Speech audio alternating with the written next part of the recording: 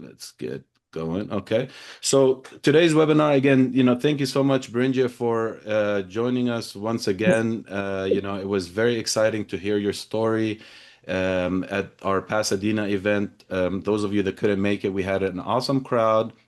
It was a great conversation.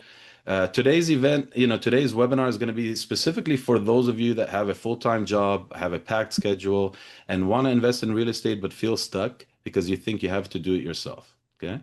Spoiler alert, you don't have to do it yourself. And that is why, I feel Brinja's story is very impactful, very inspiring. So again, Brinja, thank you so much for being here.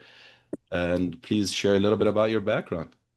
Yes, thank you so much, Alex. And thank you all so much for joining. It's so good to see a lot of you and some of your faces. But yeah, I should probably start with introducing myself. So my name is Beringia Liu. I am a family medicine physician assistant. I've been practicing for about 4 years. And essentially what that means, because I kind of have to introduce that. Some people don't know what a PA does. We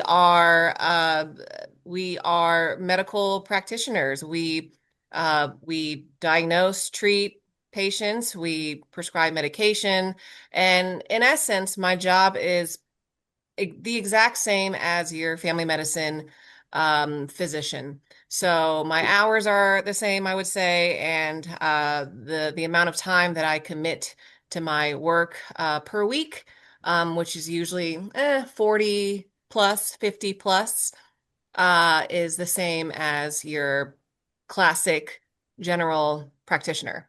I just had to say that because that's a big part of the equation, and it's why I would say my husband and I initially got into real estate in the first place because I was busy. I mean, you can even say that I was stressed out. I was working a lot, and we had to find a different pathway besides the traditional W-2 pathway to be more financially free and be more financially stable. So that is a great segue into how we got into real estate investing. That's awesome. I feel like you're downplaying your schedule a little bit. Come on. I mean, you telling me 40 plus hours, I get it. Plus could be 60, Yeah, right? yeah, yeah, it absolutely And can. we've known each other for just a little under 2 years, and I've seen, see and hear from you about your work schedule, and it's pretty demanding, right? Yeah, You can't fo you're obviously dedicated, you're passionate about what you do, no doubt about that. However, when you are at work, it's hard to write text, call, and do things that you typically need to do to be able to run a real estate business or a rental property, etc., right?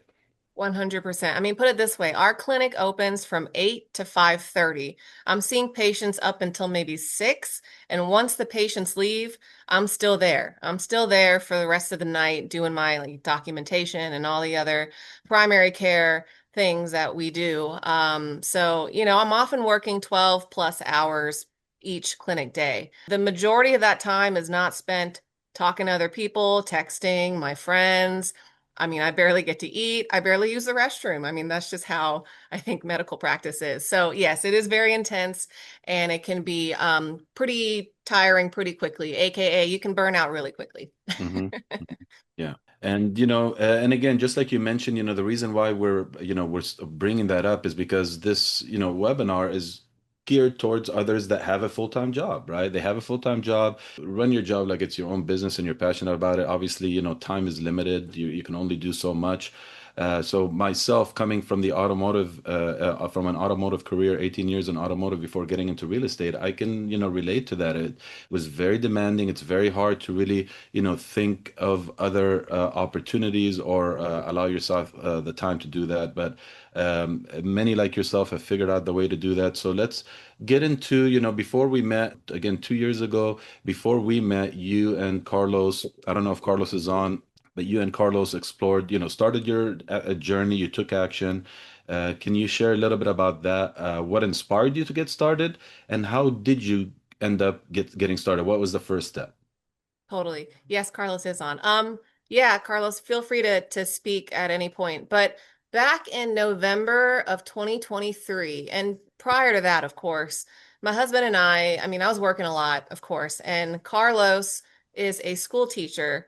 So in essence, yes, he's busy too, but he has more flexibility and free time as a school teacher. Maybe about a few years prior to that, we were very interested in real estate investing. And so he would spend a lot of his free time looking into real estate investing and what we could do to join that community. The majority of the content that we were looking at, the podcasts, the books, the videos, the TV shows, anything.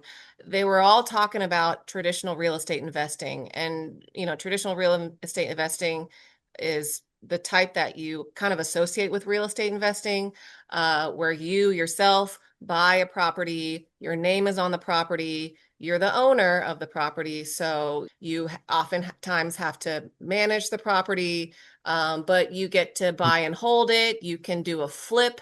You can profit on the monthly rental income if you have renters. And you could sell that property later down the line and profit off of that as well. So that was what we understood as what to be real estate investing. And that is what we pursued at the time before we met you, Alex.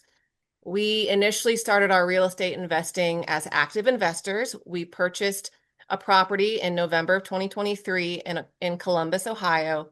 Of course, we live in LA, and that's because we were trying to find real estate markets in the United States that were cheaper for us. California was a little bit out of our budget at the time, at least psychologically and realistically. And so we bought our first property.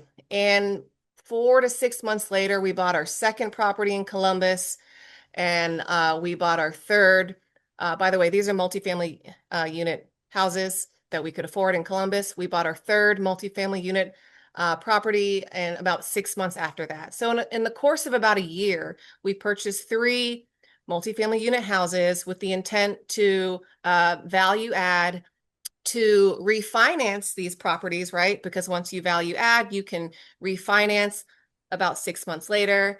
I know Mary's on the call and she can definitely talk about that as well, because we used her services for those refinance loans. So that was a very smooth process.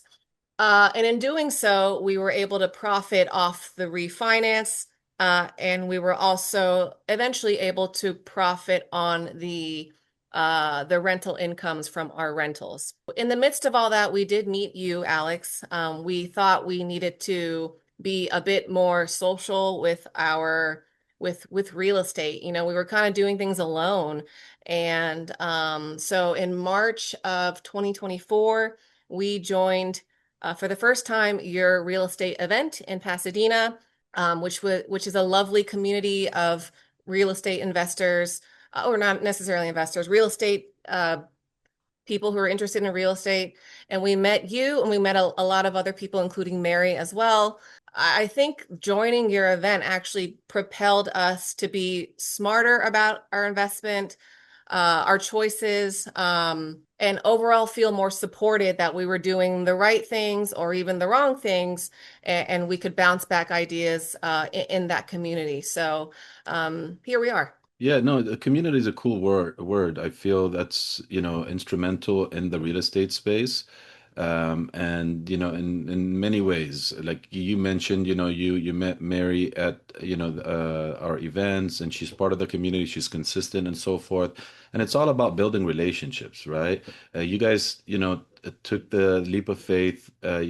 Carlos invested his time in, researching, figuring out the first steps. You took the first steps. You had many reasons to do it. You're satisfied with it and so forth. And then you didn't stop there. You continue to explore and broaden your network by connecting with others and networking with others and finding solutions and learning about mistakes that you can avoid making and so forth. So I wanted to share that because I love the word community. This is what, we have here, what we're building.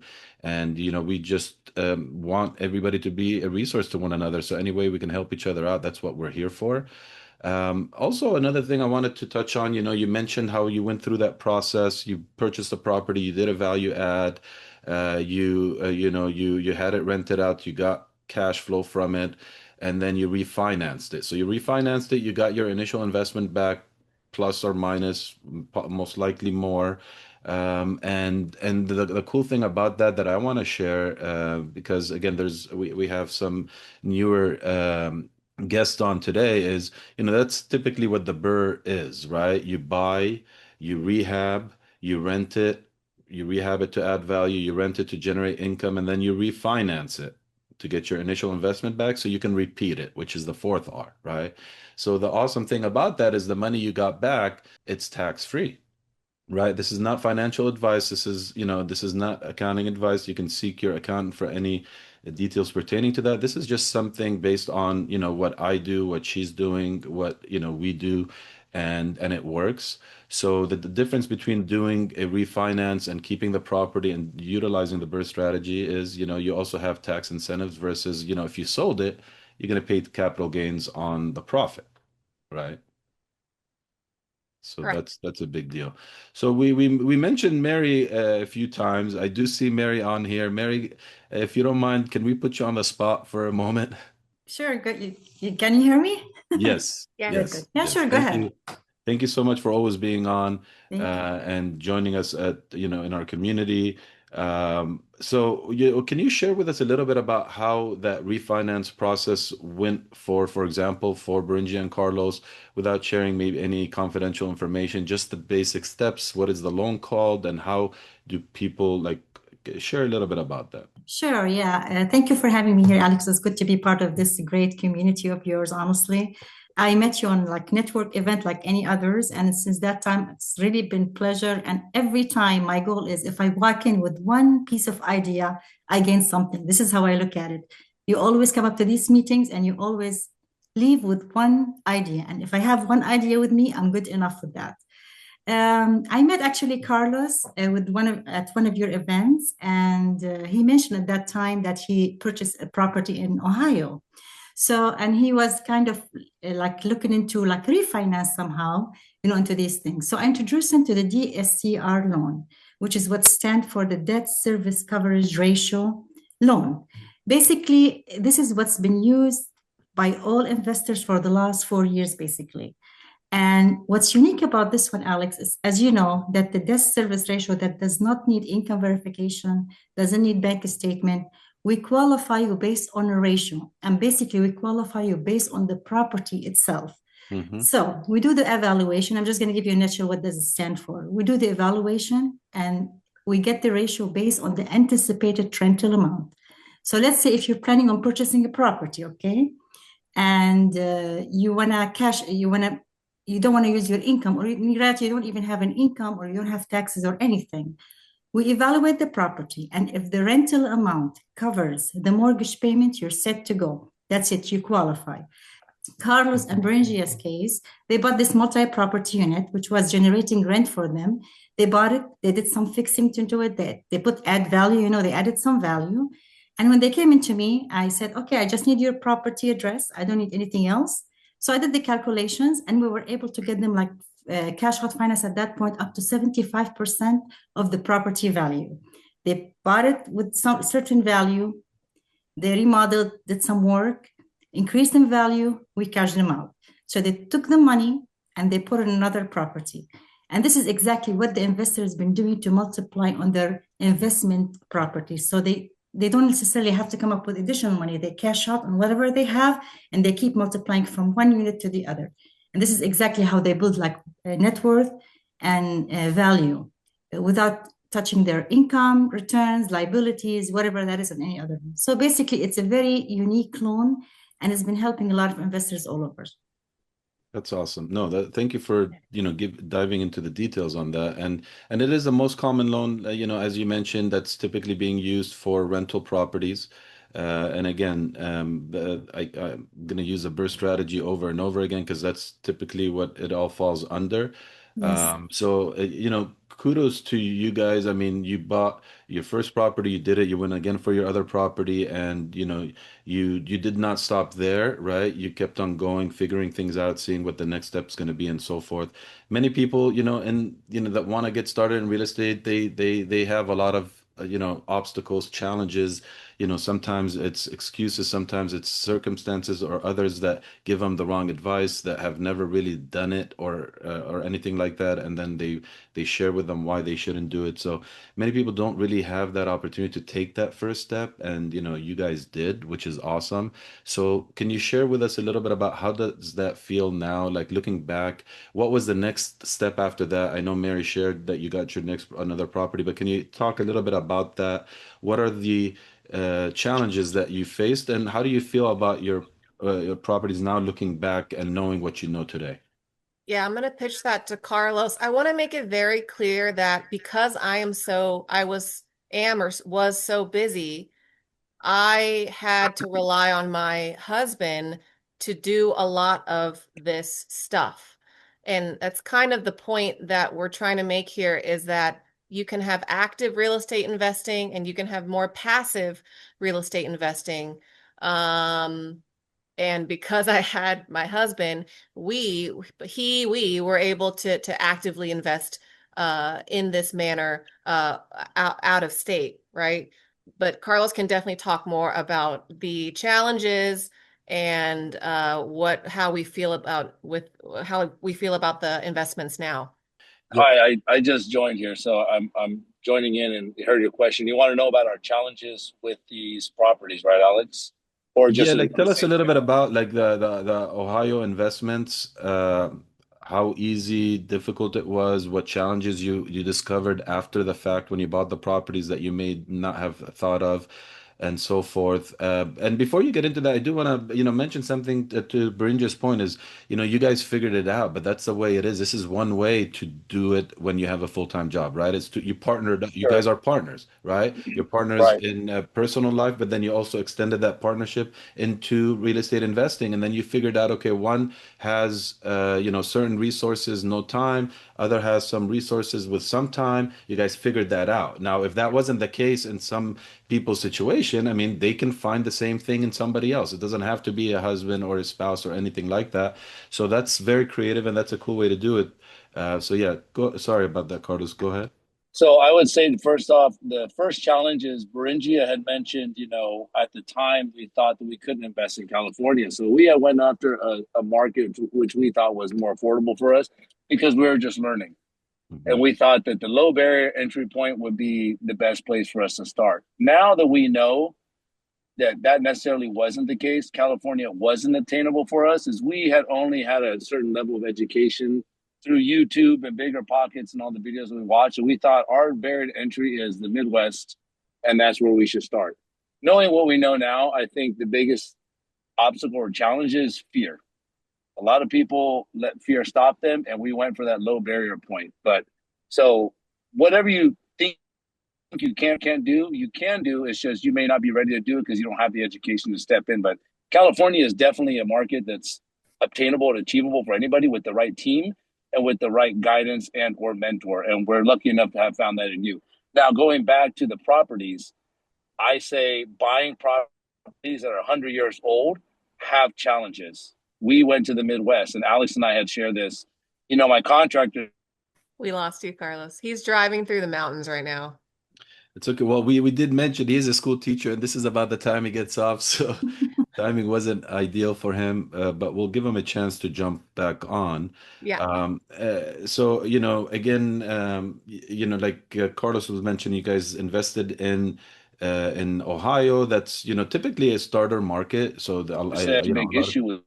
I'm back. I'm sorry. It's just I'm driving into the area. So there's a certain level of challenges you're going to have to face when you go to somewhere that Columbus. I think the average age of our homes are like 1910, right? Wow. So these are over 100 years old. Yeah, I'm not going to face those kind of challenges, or we're not going to face those challenges if we buy something in Van Nuys that was built in 1976, right? So Yeah. I think understanding the level of structure you're building, what you're dealing with, whether managing contractors when you're 2,500 miles away. These are all things you have to factor in when you're looking to buy something in the low 100s. Now, in our situation, we got extremely lucky that we have a very honest contractor, very transparent. We can call him at any time, text him anytime. He sends us pictures of the work before he moves forward. But these are all things that people have to factor in when they choose to. I'm just going to go buy in Kansas City because it's cheaper, right? But there's a lot of things you have to manage when you're doing that. And thankfully, I have the time to make the phone calls in the morning, jump off during lunch and make a call, you know. These are all things you have to factor in, that we had to factor in, and what kind of led us towards jumping into California and investing with you. And you know, it's interesting that, you know, a lot of people with all that you described, all the work that you had to do, and you know, the calling and so forth, a lot of people still perceive, you know, having a rental property as a passive investment. Even if you hire a property manager, there's still active things that you need to do as an investor. Right. So, Totally. so with that said, you know, it is, you know, it does come with its requirements. I mean, you got to deal with the tenants and so forth. Every state has its different laws as well. You may have to deal with evictions and all that. You know, investing actively. And you know, I know one thing you guys discovered and noticed is that, you know, there's also another way to do it, right? There's also another way to do it rather than having to own the property, having to be responsible to take the phone calls, answer to the tenants, et cetera, deal with any messed up toilet and so forth, any repairs. And that's, you know, investing passively, right? Now, within your industry, do you hear any talk about that? Like both you and Carlos, like, do you guys hear anyone knowing about that? Or is it typically when somebody's talking about investing, it's like owning a property and, oh no, I'm not ready to do that. I don't have the time.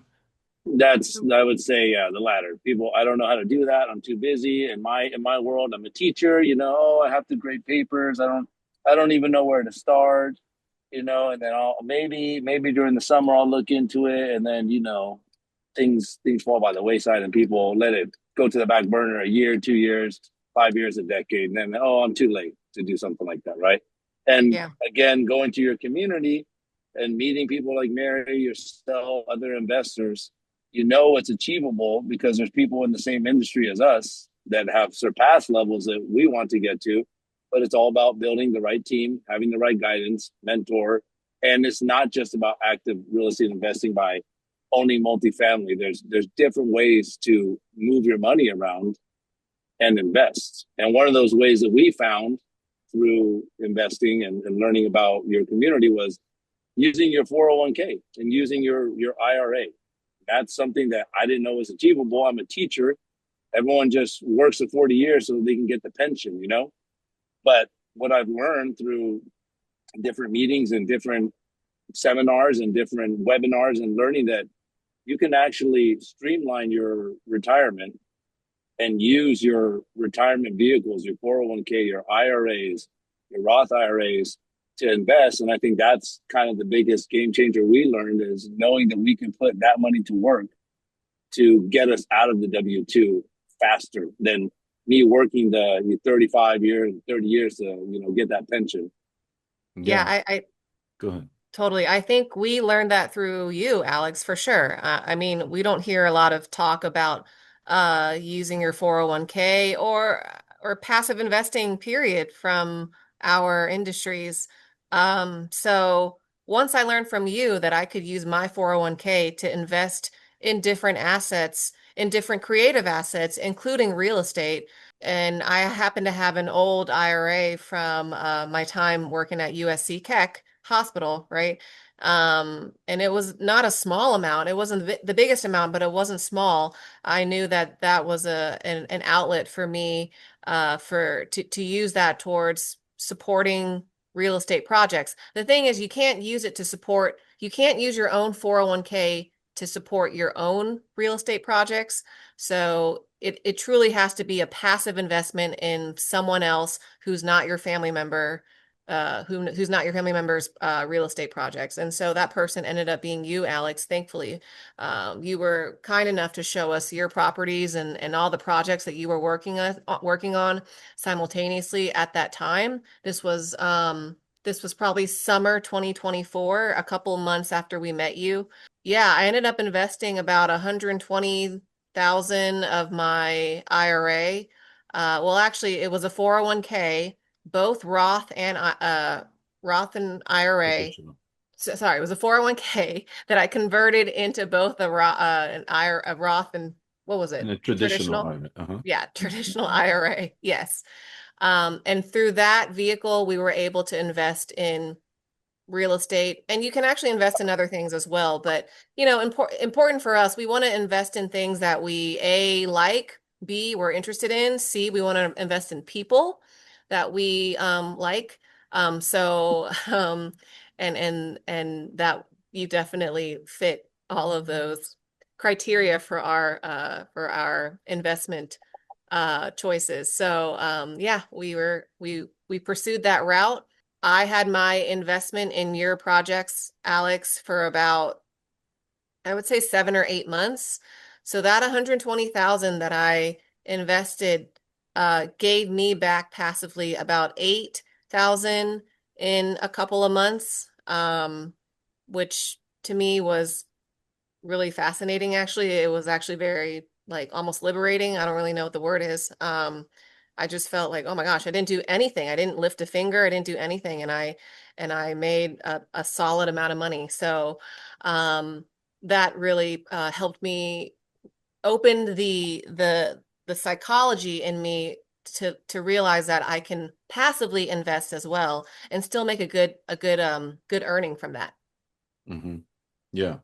No, that's a great point. And, obviously this webinar is not specifically around the IRA, but it's something that I'm extremely passionate about, and you guys got introduced to it, and you know many reasons why it's so beneficial. And it's interesting how, like you said, that not many people know about it. Like, why do not many people know about it, right? You guys, you were when we were gonna work together, you were gonna work together with money that you've saved and you put aside for investments, and then you learned along the way before you committed that you can also do this with your IRA, which was like, oh wow, that's no brainer, then let me do that, right?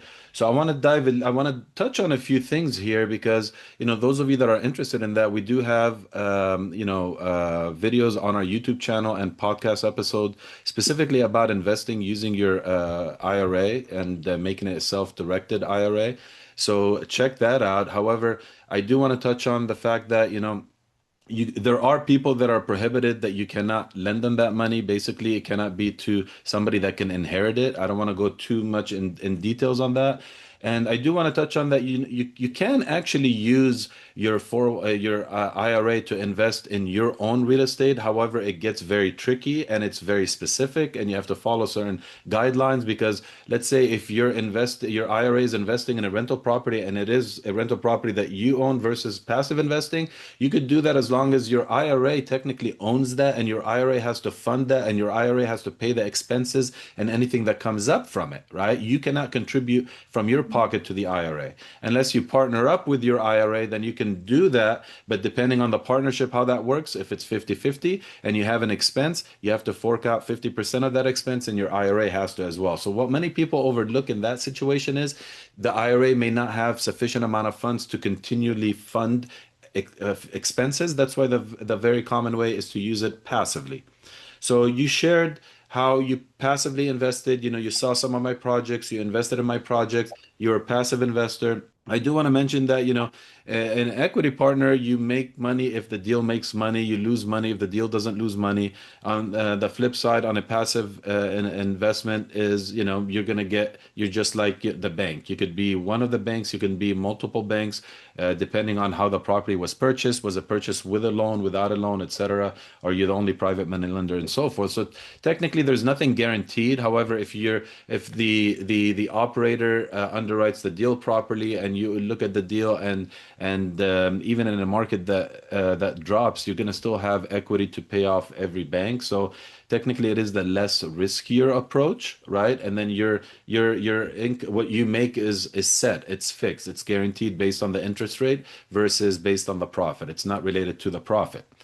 And I also do want to mention and shed some light. I appreciate the kind words saying about myself. However, one thing that we emphasize on, and we've learned along the way, and hearing the stories of people not getting paid in some of their investments and so forth by other investments that they've made, is really it comes down to the operator, right? You're investing in real estate. Ultimately, that's what it is. But you're investing in the operator that is running that real estate. So in this particular case, it was me. In other cases, it could be somebody else. So not only that you want to just put your money into real estate, but you also want to vet your operator. Make sure the operator that you're going to work with, that you're going to invest with or in, knows what they're doing, they're experienced, they're active. They weren't investors 20 years ago and then they're starting up again. No, because every market is different. Today and 6 months ago and a year ago is completely different. You cannot do the same approach, otherwise your failure is going to be inevitable. So the operator is truly crucial, and knowing who you invest with. So, how did that feel when you did, and you invested passively? You shared a little bit about you didn't have to do anything and so forth. So, can you elaborate a little bit about how did that feel for you? Was it relieving? Was it, not as fun as investing in Ohio? What would you say, from a working professional? I mean, honestly, I felt shocked. I mean, with your investment, I get 10% annualized returns, right? So I had a $120,000 investment, and because you only used it for like 7, 8 months, I got about, so 120. So yeah, I got about seven, $8,000 from it. So that makes sense, right? But you had finished using it in about 4 months, and then I said, oh, 4 months, just throw it back in there, like use it more, keep using it. Um, and and that's what I'm still doing with that same pool of money that I have. Um, that money is currently being used in a different investment right now, different real estate investment right now, and I hope to use it forever. Just repeat, repeat, repeat. And I think it felt, I mean, it opened the door, because I mentioned that it opened the door psychologically for me to think about passive investment in other ways, right? Of course, we understand what passive investment is, but a lot of us don't know that we can use different pools of money, whether it be your IRA or whether it be cash you can use those as passive investments in different assets, and it can definitely help diversify your portfolio. So that's something that we are pretty passionate about as well, diversifying our portfolio. Very cool. And you mentioned, a Roth, and then you mentioned traditional. Um, do you want to share the difference between the two, just like general difference between the two? Roth, tax deferred. So the earnings that I will get on that investment are Tax basically free for Roth. tax free. So it's almost as if that type of investment is I'm saving money, right? I'm earning more on that type of investment versus traditional. So that's another thing that to keep in mind, that when you're thinking about how much to allocate for each investment, Investment. you know. Yeah, and the difference between that and then you got your traditional. Your traditional is tax deferred, so you'll pay the taxes when you withdraw the money from the account, depending on, unless you get to a certain age where you can have withdrawals. And then if it's a Roth, it's tax free. So the income you're making today is tax free. So in other words, the 7, 8 thousand that Berinja made is she's gonna keep 7, 8 thousand, versus if she would have made 7, 8 thousand in a W-2, or like in a project like a flip or something, then she's gonna probably get taxed whatever 30 plus 37, 40%, whatever it is, from that 7, 8 thousand. So it's not what you're gonna net. So, and the power of, this is not about obviously investing through your 401k. This is just about really highlighting how easy it is, how possible it is, how it's another avenue to invest in your with your retirement. Because many people that I talk to invested in mutual funds or different things like that, that they are not really aware of how it works, but they just do it because everybody else is doing it and that's what they're told to do. So this is just something where you can actually grow and build your retirement yourself by, reinvesting that interest back in there and compounding that interest and growing it tax free. It's going to grow a lot faster. And you basically have control of your retirement yourself versus, relying on Social Security and so forth. So that is, one of the common ways that a lot of our investors are participating passively in the market, because obviously I share the different options, and many people tend to go that route of using their IRA or 401k because of the fact that it's money that they basically wrote off, or they're not really thinking of, or that it wasn't making them as much money, so they end up using it. And that goes to the challenge that many people face is that you need a lot of resources to invest in real estate, right? You need to have a lot of money to invest in real estate. You need to have a lot of time to invest in real estate. You have to have a lot of experience to invest in real estate. We just shared how you really don't need all that, right? Correct. So in your case, you had different resources, but you had certain challenges like, time restraints and so forth, but you found ways to overcome that. So that is awesome and commendable. Well, this is very cool. I do want to open it back up again. If you have any questions, please drop that in the chat. Again, we want this to be interactive. If there's anything specific, please let us know. Otherwise, outside of that, in the meantime, Beringia, can you share with us about, what are your goals? What are you looking at, doing in the coming, in 2026? What does that look like for you? And how do you feel like, what's your strategy, both of you guys going into 2026 and into the coming years with where you guys started and kind of where you guys headed? Yeah, totally. And Carlos, you can also pitch in here whenever you want. I will say briefly, the last half of the 2025 was a bit transformative for us real estate wise because we started investing jointly with you, Alex, right? We started investing in a in the California market. And that is absolutely a has been transformative for us because it is going to change the direction of our real estate investing. Basically, Alex, you've exposed us to the California market under your leadership, under your mentorship, under your guidance, which I don't think we would have done had we not met you. Um, uh, and I would say is probably a huge critical component for anybody new-ish like us to want to grow. If we had not invested as your partner or you as our partner, we would probably still be doing out of state Ohio investing. And so if once y'all get your feet wet in real estate, I absolutely the next step is to probably find a mentor, find your community, find a mentor, and you have to feel people out because not everyone is going to be your cup of tea, to be honest. And so you have to, trust is trust and experience. I mean, you can trust someone as much as you want, but if that person isn't experienced and they haven't been able to prove their track record, then you need expertise. You need that person to be very good at what they do. So that would absolutely be the next step, and that's where we are now. Yeah, I think just for us, we want to scale. The passive investment was our foot in the door to understand the California market.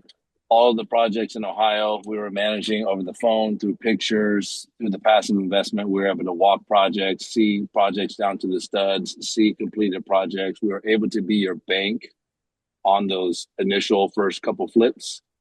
And then through our partnership together and under your tutelage, we decided to let's do something and get equity stakes. So now, for everyone that's listening, my wife and I have partnered up with Alex. We have a much larger piece, and we have a project going on now. And I'm looking to scaling to the next project after we do the cash out refinance our money out, refund it, and recycle it to the next deal.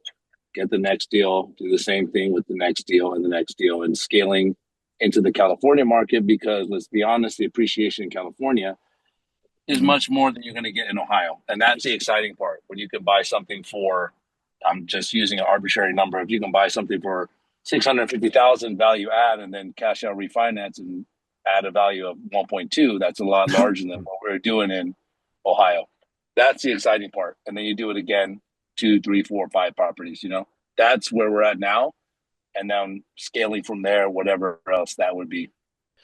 Yeah, and I'm super excited for you guys and the approach you have had on this and the traction you've made. And like you mentioned, it's a starter market in Ohio, and you didn't think it was possible, California, and that's something that, I want to emphasize on is because, if you're going to go on YouTube, you're going to listen to the YouTubers or any guru in real estate, they're going to share with you what they're doing or what, works for them or what makes them money. However, real estate doesn't work that way. What I'm doing, what Carlos and Brinji are doing, what somebody else is doing may not be what you should be doing. And that's truly very important. Like the clients that I work with on a coaching level is that we got to figure out what's your lifestyle. It has to fit your lifestyle, right? Your risk tolerance, your resources that you have, time, money, whatever it is. So there is a way for anybody and everybody to get started in real estate. You just have to really find that right person that's going to be able to guide you on that step, figure out what's going to be the right thing for you. Don't get into fix and flips if you're if you have a full-time job and you have kids and you have a demanding schedule. You don't need to invest in fix and flips. You can invest through others in fix and flips, or you can invest in rental properties or through others in rental properties, or whatever the case may be. There are many ways you can get started in real estate. You don't have to go just simply based on the price tag, right? So with that, I want to do a plug to the webinar that Mary and I have on January 15th at 3 p.m., which, it was, if you scan that QR code, you'll have access to register there. But in that webinar, we're going to talk about creative ways to get first-time home buyers or first-time investors into properties and how they can obtain financing, right? Because the status quo, what people think is that, oh, I need 20%. 20% of 700,000, that's 140,000. Then you're going to need X amount of money to rehab the property and so forth.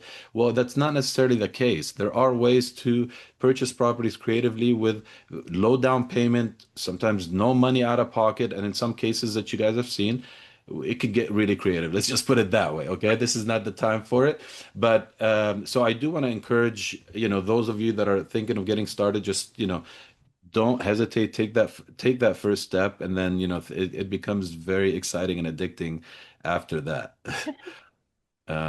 We do I have I some cool do. questions. Yeah, Yeah, go ahead, Carlos. I was gonna say I was gonna address Adi's question. So in our case and in my case, you mentioned the great team you find in your investments. How would you recommend finding the right team, contractor, real estate agent, etc.? So we live in Los Angeles, and I would just go to meetup.com or Eventbrite and start going to real estate events.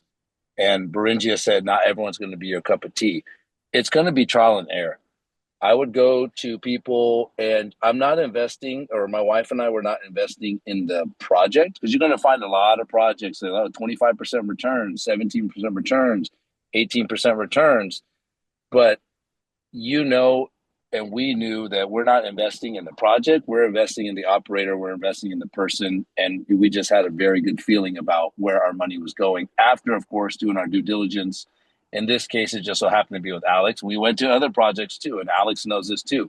We walked other projects, we looked at other operators.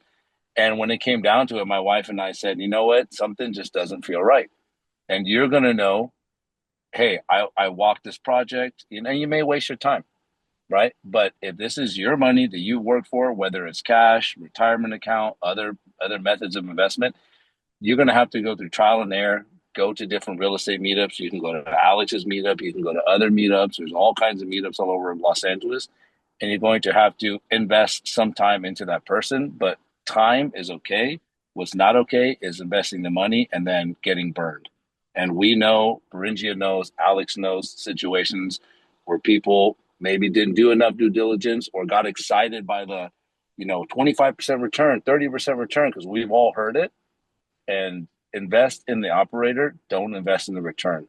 Go talk to people, walk their projects, ask for references, ask for people they've invested in and with, and then you make your decision. But you're going to have to put the time in to go find those people. Well said, Yeah. yeah. And I want to second that too. That's exactly what I was going to mention is, there's many different ways you can find the team, and the team is crucial. However, one of the easiest ways, based on my experience, is, as Carlos mentioned, just go to events, go to different activities that have people that you need on your team are there, right? So networking events is great. One thing is, try different networking events. However, for it to really, really work is when you find that one or two places or hosts that, you really resonate or connect with, or you feel you add value to them, they add value to you. I would say consistently keep going and going and going, because relationships, true relationships, are going to take time, and you want to make sure people are consistent. They're not necessarily telling you one thing and doing something else, and the best way to do that is by going consistently over and over and over again. Now, one thing that I do share with members that come to my events is that, you know don't if you come to my event because you like me, or you're comfortable with me and so forth, be cautious, because I usually see it that others, you tend to trust somebody else automatically at that event just because they know the host, or they've been at that event. But no, you should do your own due diligence and really find that person that resonates with you, right? It's not necessarily somebody that, for example, Carlos uses or Berinja uses. For example, Mary, you got to be able to, everybody, we all have different ways of running our business, right? I'm not the right Absolutely. fit for everybody.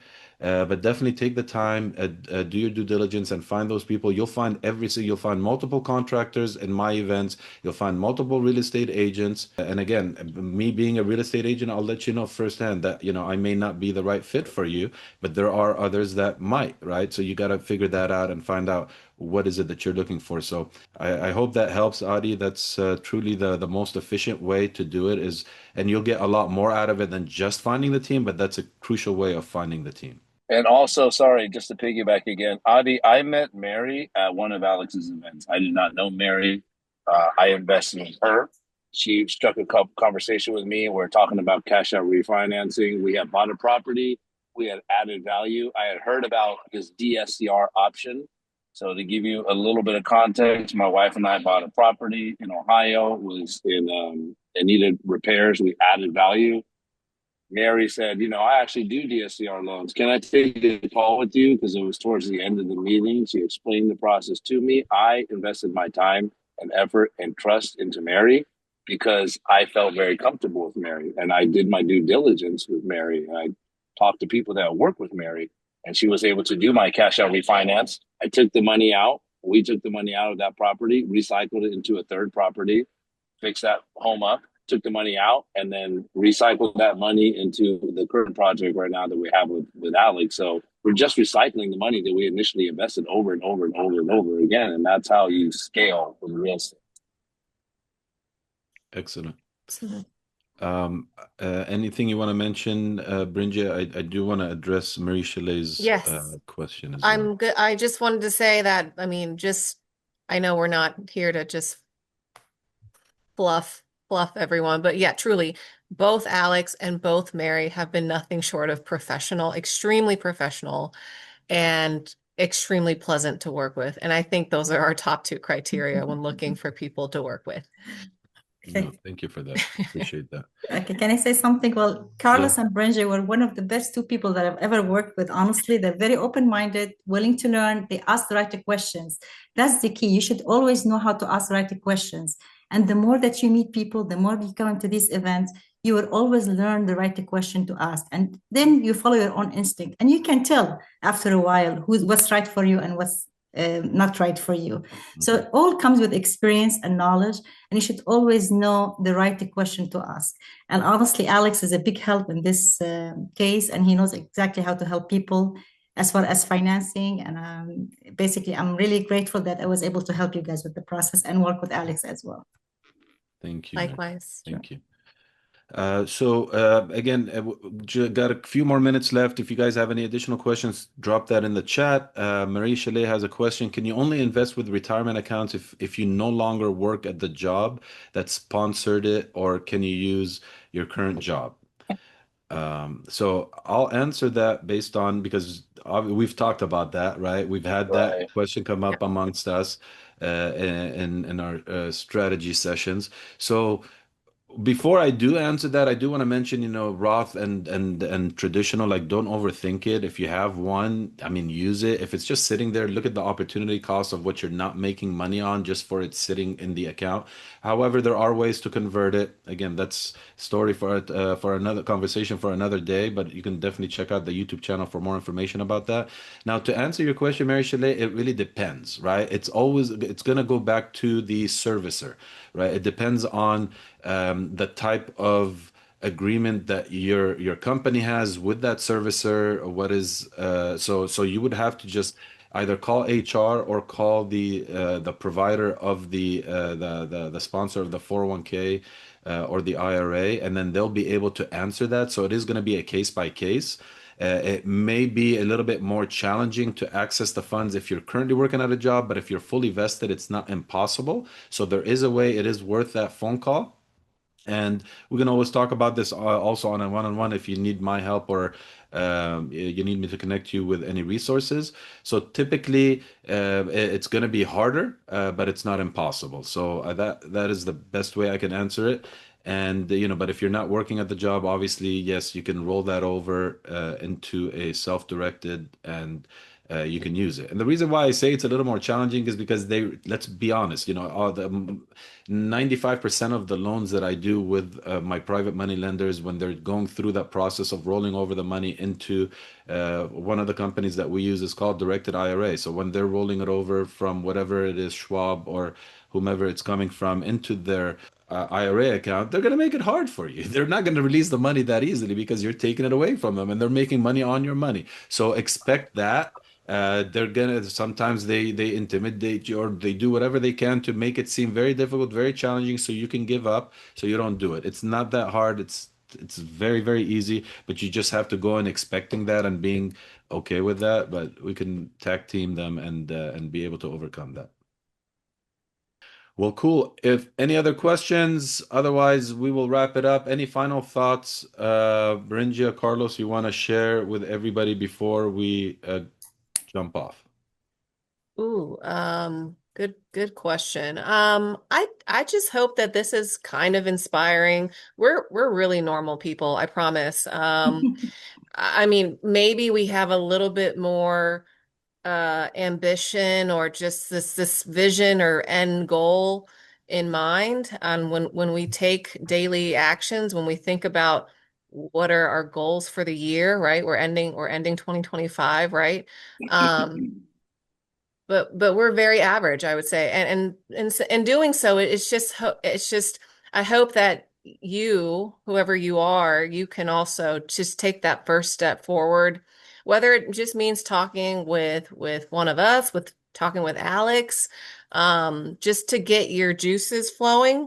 And we hope the best for y'all. We hope that you take that first step in January of 2025 or whenever. So, we hope to keep in touch as well. That's awesome. I would say don't let fear stop you. So I'm a school teacher. I'm a PE teacher. So I'm not this multimillionaire with, I'm very comfortable taking risk and I'm very comfortable taking calculated risk. So I'm a PE teacher and we tell the students that don't want to run or they don't want to do certain things, what you want most in life is on the other side of fear. So we tell these students this, like, you want to be in shape, you want to have, you want to have all these things, you want to make high school football teams, a basketball team. You want all these things, but you don't want to put in time, effort, or in our case, for real estate education. What you want is on the other side of fear. Change one habit in 2026. Instead of maybe playing fantasy football, maybe transfer that time into dedicating an hour to watching YouTube, real estate, bigger pockets. Change one habit in 2026. Reach out to somebody. Adi, I put my email address in there. It was very uncomfortable for me to go to Alex's meetings in the beginning. I told Alex this. I knew absolutely nothing about real estate. And the first time I went to his meeting, I could try to convince myself to turn around and go back home. But I was not comfortable in the place I was in my financial situation. I said, no, just keep driving, keep driving, keep driving. And I didn't know much, but I kept on going back, I kept on going back, and I didn't let fear stop me. So we're all here for a reason. We're all here to learn and grow. Beringia, myself, Alex, Mary, everyone on this. Change one habit in 2026 and replace it with something that you are currently doing now. That's what I would say. And just keep on asking questions, keep on showing up. There are no foolish questions to ask, because if I don't know the answer, Alex knows the answer. If Alex doesn't know the answer, Mary knows the answer, or Beringia knows the answer, because all of us are a wealth of knowledge here that can help you springboard. And that's what Beringia and I have done, our real estate investments here. Because like Beringia said, so I don't get too long winded, we probably just would have bought another property in Ohio if we hadn't taken the risk and leap and understood the opportunity here. Yeah. Well said. That's awesome. That's a great way to cap it. Everything you want is on the other side of fear. And also sharing that, something that Brinja and Carlos are working on. They're getting ready to, they're making offers on their next flip as well. We're together. So that's very, very exciting. We forgot to mention that. And these are things that you can do anywhere. I know we're talking about the LA area, and I know some of you are not from the LA area, and that's perfectly fine. You can invest in the LA area from not being here, or you can invest in the area that you're in and follow the same ideas, strategies, and so forth. So this can be done anywhere. However, if you are in the LA area, we would love to see you in person, January 13th, 6:30 p.m. in Pasadena. That's when we have our next in-person event. Otherwise, January 15th, 3 p.m., that's when we're going to have Mary back on with more information about, creative financing, ways for first-time home buyers and investors. So please show up, bring your questions. We'll see you all there. And in the meantime, you guys have an amazing holiday season, and wishing you an awesome new year, and looking forward to seeing you in 2026. Happy holidays, everyone. Happy New Year. Thank you so much for joining. We're so happy to have had you. Happy holidays to you guys. Thank Thank you, you, everybody. Mary. Happy holidays.